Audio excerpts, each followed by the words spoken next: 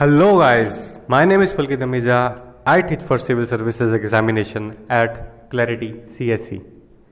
This is the first video of the series Getting the Correct Mindset for UPSC. Let's begin. In this video, we are going to talk about why most sincere aspirants struggle in UPSC. So, let us see. So, from the 68th annual report of UPSC, what I found was shocking. Most of the aspirants which clear UPSC do it in their second or third attempt. That means the chances of you clearing this exam is far more in your second or third attempt than your first attempt. So why this problem? Why does we clear exam in second or third attempt, not in first attempt? Because we as humans, we learn from mistakes. The mistakes of our first attempt or second attempt, if we are going to improve them, then we will clear in our next attempt. So what are the mistakes? Let us talk about this. तो ये problem आती क्यों है?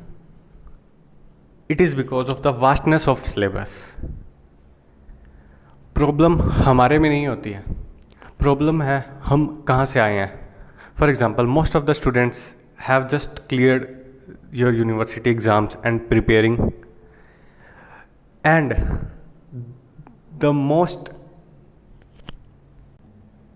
ironical thing about our university exams is that the syllabus is too less there. For example, आप में से बहुत सारे स्टूडेंट्स या तो BA करके आए हैं या BTech या BSc करके आए हैं.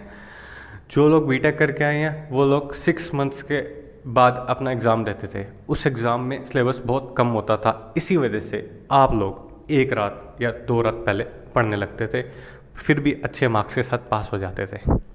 It's reality, we should accept it. And for those students who have done BA or BSc, in your examination too, the syllabus was quite less.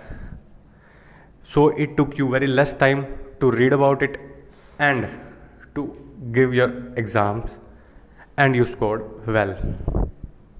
So UPSC में ऐसा नहीं है. UPSC में ऐसा क्यों नहीं है? क्योंकि UPSC का सिलेबस बहुत वास्ट है. हम लोग उसी माइंड सेट से चल रहे हैं जिससे हम यूनिवर्सिटी एग्ज़ाम्स दे के आए हैं कि यूपीएससी भी वैसा ही होगा. पर यूपीएससी इतना वास्ट है कि आप बहुत कम टाइम में उस सिलेबस को कंप्लीट कर ही नहीं सकते हैं. या यूँ कहें, आप चाहें तो एक साथ उस सिलेबस को कंप्लीट कर ही नहीं सकते हैं. मैं आपको एक एग्जांपल से स्टोरी बताता हूँ प्रॉब्लम की पूरी. इट इज़ कॉल्ड ए विस्कस साइकिल ऑफ यूपीएससी. विस्कस साइकिल क्या है, बात करते हैं. मैंने सिविल सर्विसेज की प्रिपरेशन स्टार्ट करी. मैंने आज लक्ष्मीकांत कंप्लीट की. ठीक है, मुझे it took me about 20-30 days to complete Laxmikanth. Then I started reading Bipin Chandra. Then I read some ancient history material. Then I referred some geography stuff. Then किसी ने कह दिया कि NCERT पढ़ो, मैंने वो पढ़ ली. देन किसी ने कह दिया कि वर्ल्ड हिस्ट्री में ये बुक इंपॉर्टेंट है, मैंने वो पढ़ ली. अब 6 months हैव पास्ड बाय. अब मैं पीछे देखता हूँ तो मैंने लक्ष्मीकांत को पढ़ी को मुझे 6 महीने हो गए. This is not a hypothetical situation, it's the reality. Books इतनी ज़्यादा है कि आप उसको एक एक करके अगर पढ़ते हो ना, तो आपने जो पहले बुक जो पढ़ी होगी ना, उसको पढ़ेगा आपका इतना टाइम हो जाएगा कि अब मैं दोबारा लक्ष्मीकांत खोलूँगा तो मुझे it will like I am reading it first time, क्योंकि इतना टाइम पास हो चुका है मुझे पढ़ने के बाद. और इन 6 मंथ के पीरियड में मैं पूरा टाइम पढ़ भी रहा था. यूँ भी नहीं कि मैंने टाइम पास किया या कुछ, मैं पूरा टाइम पढ़ रहा था. फिर भी ये प्रॉब्लम मेरे पास आ रही है. तो अब मैंने दोबारा लक्ष्मीकांत पढ़ी. अब मैंने फिर से वही बिपिन चंद्रा, वही सीक्वेंस दोबारा फॉलो किया. अब मैंने देखा तो मैंने लक्ष्मीकांत पढ़े हुए को 4 महीने हो गए हैं. मैंने 10 महीने पास कर दिए हैं और अब तक मैंने लक्ष्मीकांत ढंग से भी नहीं पढ़ी है। मैं दोबारा उसको पढ़ता हूँ तो मुझे वो काफ़ी नए सिरे से लगती है, और इतने में प्रीलिम्स आ गया, मेंस आ गया, क्या क्या हो गया। So what is the solution to this problem? The solution to this problem is very simple. आपने कई टॉपर से भी सुना है, तो एक बार मुझसे भी सुन लीजिए। The solution is to this problem is 3R: revise, revise, revise. आपको रिवाइज करना ही पड़ेगा। रिवाइज करना मैं मानता हूँ कि बहुत टफ होता है, बट अगर आप रिवाइज नहीं करेंगे देन आप इस साइकिल के अंदर फंसते जाएंगे। ये 6 मंथ्स, 5 मंथ्स, 4 मंथ्स कि आपको रिपीटेड साइकिल्स में जाना पड़ेगा। आपका मेंटल ग्राइंड बहुत ज़्यादा होगा, हार्डवर्क पूरा होगा, मेहनत पूरी होगी, पर आउटपुट नहीं आएगा। हम बात करते हैं ना स्मार्ट वर्क और हार्ड वर्क। अगर आप पूरी डेडिकेशन से एक ही किताब को, आपने एक किताब को करा, फिर दूसरी किताब को करा, फिर तीसरी किताब को पढ़ा, बिना किसी किताब पे ज़्यादा टाइम वेस्ट करते हुए भी, तो भी आपका हार्ड वर्क की कैटेगरी में आ रहा है। This is not smart work.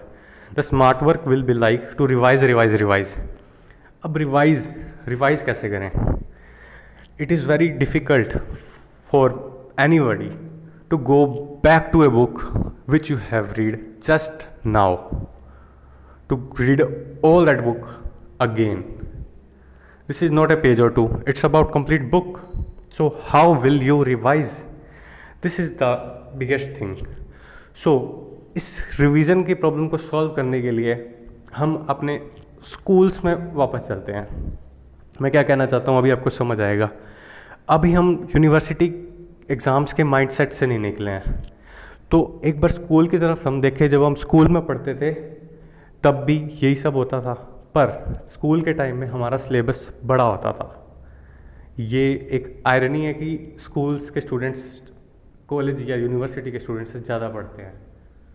सो हम स्कूल्स में क्या करते थे, अगर 15 यूनिट है तो हमारी 3 यूनिट के बाद एक यूनिट टेस्ट हो जाता था, या सेमेस्ट्रल एग्ज़ाम हो जाता था, या SA1, FA1, अलग अलग नामों से हमारे एग्ज़ाम होते रहते थे। और जब तक हम फाइनल एग्ज़ाम तक पहुंचते थे, हमने 5-6 बार उस सिलेबस के छोटे छोटे पार्ट का टेस्ट दे चुका हो। और तो उस वजह से हम जब हमारा फाइनल एग्ज़ाम देते थे तो it was not difficult for us at that time to take that exam, take that annual exam with vast syllabus.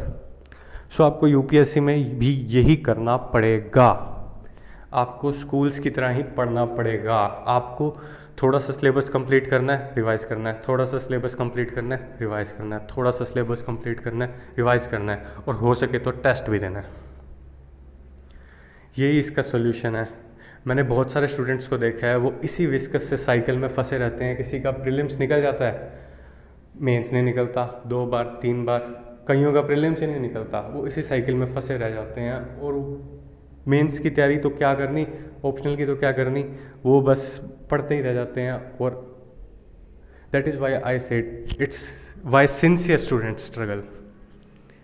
So clarity, आपको स्पष्ट होना पड़ेगा। किस बात में? It's not about the study only, it's about clarity. आपको बहुत ही mentally clear होना चाहिए पड़ेगा कि आपने क्या करना है और क्या नहीं। टॉपर्स को सुन के और हर जगह से गाइडेंस लेके आप कंफ्यूज होते जाएंगे, होते जाएंगे, होते जाएंगे। डिप्रेशन आएगा, आउटपुट कम होगा, और न जाने क्या क्या होगा। सो सेल्फ डाउट्स आने लगेंगे।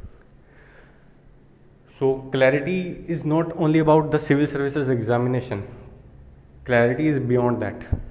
आपको अपनी लाइफ के बारे में भी क्लैरिटी होनी चाहिए कि आप क्या कर रहे हैं, क्या आपका गोल कभी अचीव होने वाला भी है या नहीं आने वाला। So civil services is not tough, it's about the strategy which you use. So my coming video is how to revise for civil services. क्योंकि रिवीजन रियली में टफ है, तो हम एक प्रैक्टिकल अप्रोच के बारे में बात करेंगे, क्योंकि क्लैरिटी में हम सिर्फ प्रैक्टिकल बातें ही करते हैं।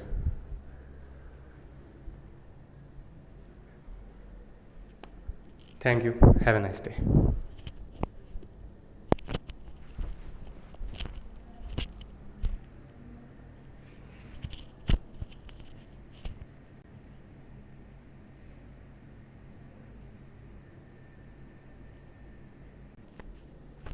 Do like this video if you liked it.